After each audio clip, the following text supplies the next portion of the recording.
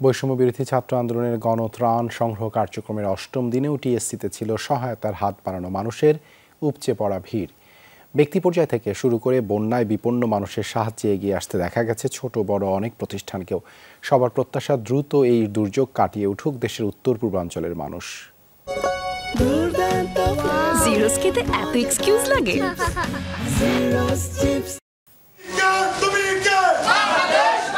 এটাই তো নতুন বাংলাদেশ, যেখানে ছাত্র বয়োবৃদ্ধ থেকে শুরু করে শিশু কিশোর প্রত্যেকে হাতে হাত মিলিয়েছে দেশের মানবিক এক সংকটে। কেউ তুলে দিচ্ছেন খাদ্য সামগ্রী, কাপড়, কেউ নগদ টাকা, কেউ এসেছেন স্বেচ্ছাসেবী হিসেবে। যে যেভাবে পেরেছেন বাড়িয়ে দিয়েছেন সাহায্যের হাত। আমি পুরনো স্টুডেন্ট ছিলাম, প্লাস দেখার জন্য কে যে আপনারা সব ভালো কাজ করছেন। মে আল্লাহ ব্লেস অল ইউ। যত কষ্ট নিজেরা দেখিয়ে বন্যাগ্রস্ত ক্ষতিগ্রস্ত মানুষদের নিজে কষ্ট করি, তাদেরও যাতে একটু উপকার হয়। আজকে করছি যেভাবে একলাই গেলে যাবো, নিলে একজন নিলে যাবো, তারপর একলাই বেরিয়ে গেছি গা। আমি তো কুমিল্লা বা ফেনীতে যেতে পারছি না, সেই জন্য আমি এখানে এসেছি যাতে এখানে সবাইকে হেল্প করতে পারি।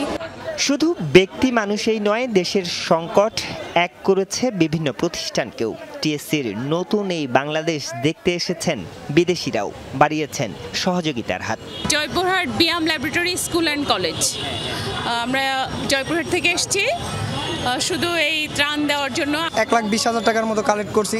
আমরা গাড়ি ভর্তি 100 জনের খাবার ভরপুর নিয়ে আসছিলাম, তো বাকি টাকা যা বাঁচছে তা এই টাকা এখানে দিয়ে গেলাম। মানবিক এই বিপর্যয় নাড়া দিয়েছে কোমলমতি শিশুদের মনকেও। টিফিনের টাকা বাঁচিয়ে বন্যার্তদের জন্য তুলে দিয়েছেন বিভিন্ন স্কুলের শিশু শিক্ষার্থীরা।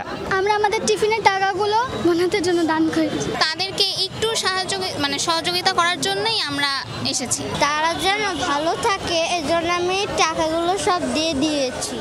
গণত্রাণ সংগ্রহের অষ্টম দিন, এতটুকু যেন ক্লান্তি নেই বৈষম্য বিরোধী ছাত্র আন্দোলনের স্বেচ্ছাসেবীদের। সমন্বয়করা বলছেন, দুর্গম এলাকায় ত্রাণ এবং চিকিৎসা সেবা পৌঁছানোই এখন সবচেয়ে বড় চ্যালেঞ্জ।